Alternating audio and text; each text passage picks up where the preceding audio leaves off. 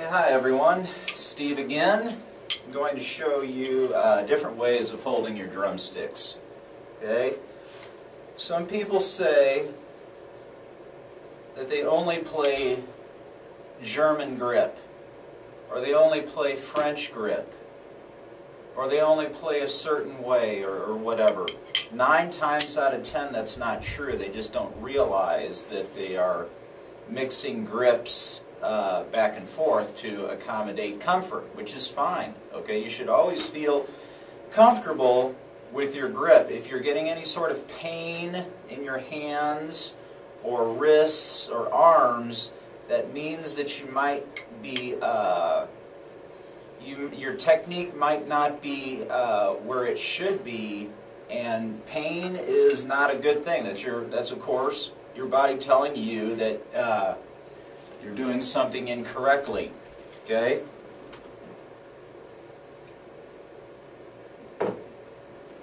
Excuse me, I have to have my coffee. It's very late at night. Anyway, let's start with German grip first. True German grip is where you're holding the sticks like this, and the top of your hands are pointing upward. Look at my elbows too. My elbows are out.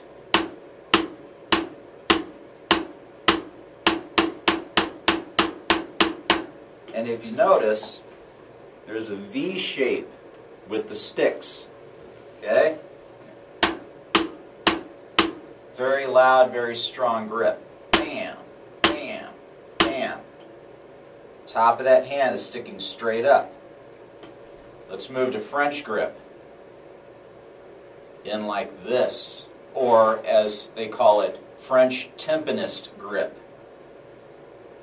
Thumbs are on top of the sticks, pointing upwards. Sticks are parallel with each other.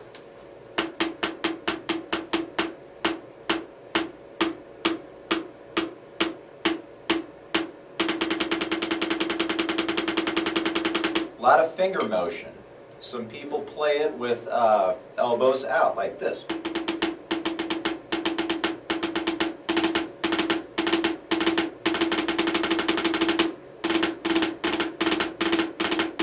Okay, I'm not the best at French grip. That's okay. I need work on it. That tells me, since it feels uncomfortable right here, it tells me one of two things. Either I need to work on it, or I'm just not warmed up yet, which I'll say I'm not warmed up yet. Anyway, French grip looks like this, parallel. Lots of finger motion. See the fingers? Sideways, it looks like this. If I can control it.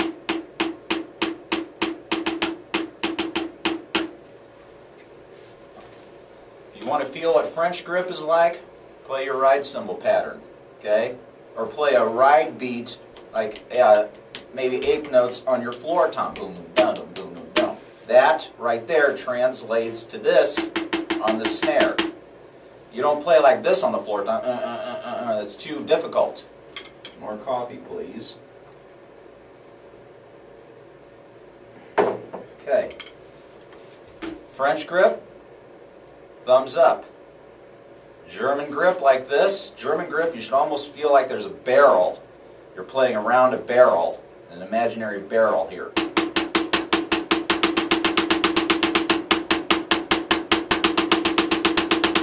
Okay, now most people play what's loosely called American grip. I don't think I've ever heard it written down as an American grip, but I guess some people loosely call it drum set grip, which is in between true German grip and true French or French timpanist grip, which is like this. Tops of the hands are angled a little bit, okay? I find for myself that this is the best grip for me because I can get my arm motion going like this, my wrist motion going like this, and the fingers as well. How do you get to that position? The easiest way, stop rolling drumstick. Easiest way is to relax your arms down at your side. Bring your arms up. See where my hands are? See where the wrists are? See where the tops of the hands are pointing? In a diagonal fashion. Okay? If I slowly move my drumsticks here, they fit right in with the hands naturally, just like this. I have arm facility, I have wrist and fingers.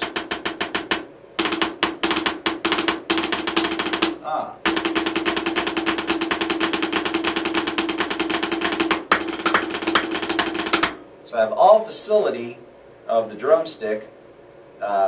Now, I will admit, if you look at my elbows right now, this one's pointing up a little bit, this one's pointing in. That's from playing drum set for so long. Okay? So you may find your elbow moving in a little bit for the snare drum and your other elbow moving out for the hi-hat. That's okay. Alright? But if you're playing concert snare drum, as my friend and fellow teacher Tony Barbata says, if the sticks and hands and arms look the same, they will sound the same. And that's what you want. Stop clicking the sticks.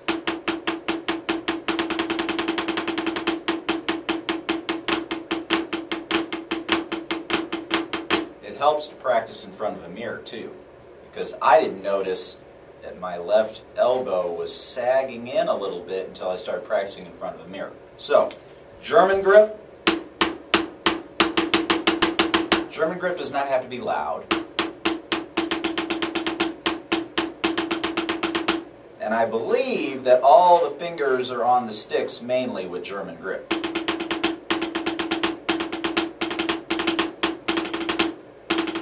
French grip.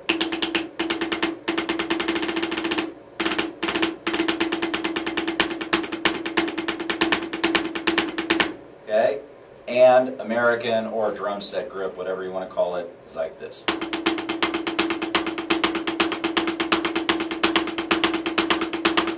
Notice how loose. Watch my hands. If I want more volume, I just raise my hands more, so you get more range of motion here, okay? Like that. I would practice all three. The drummer from Death Cab for Cutie, Jason, I can't remember his name. He has facility of French, German, and American, and anywhere in between. So he is a perfect example of having facility of all motions. And he practices German, French, and American, which requires 3 times the amount of practice. So if you want to take it that far, you can go from good to great. Me, I have limited amount of time, so I feel I am good, but I could be better, okay? Anyway, those are the 3 main grips to work on. You may want to isolate each hand. Say you're working on German grip.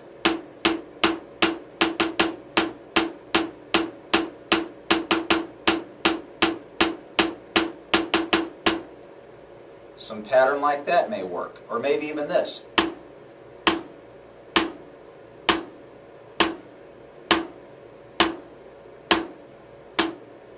Different volumes.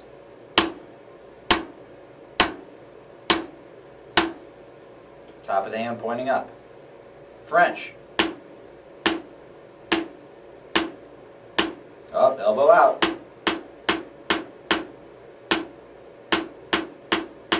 This really works the fingers. Okay, and an American.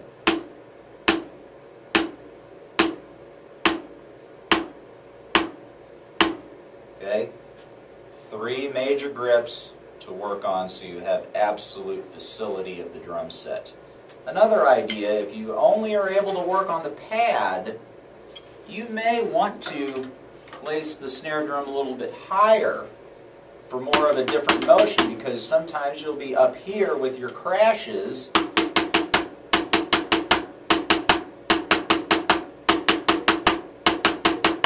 that'll force you to have your arms a little bit higher and working those different muscle areas. I wouldn't go any lower with your pad to where if you place your snare, if you place your drumstick here and you reach onto the drumstick, if it's touching your leg, snare drum's too low. Because if you go for a rim shot, that leg is going to interfere with the rim. So snare drum height is important just as drum throne height is important. So those are a few ideas I've been thinking of. Now I got to get back to practicing. Thank you and good luck with all that stuff.